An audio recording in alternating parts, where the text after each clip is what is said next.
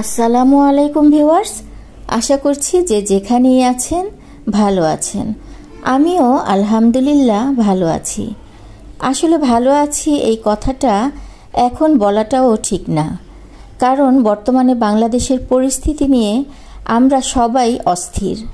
বৈষম্য ছাত্র আন্দোলনে আমরা অনেক ভাই বোনদের হারিয়েছি। সেই কষ্ট শেষ না হতেই আবার ভয়াবহ বন্যা শুরু হয়ে গেছে।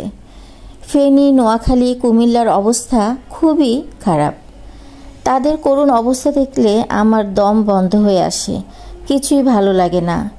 দোয়া করি আল্লাহ যেন তাড়াতাড়ি এই ভয়াবহ বিপদ থেকে সবাইকে উদ্ধার করেন।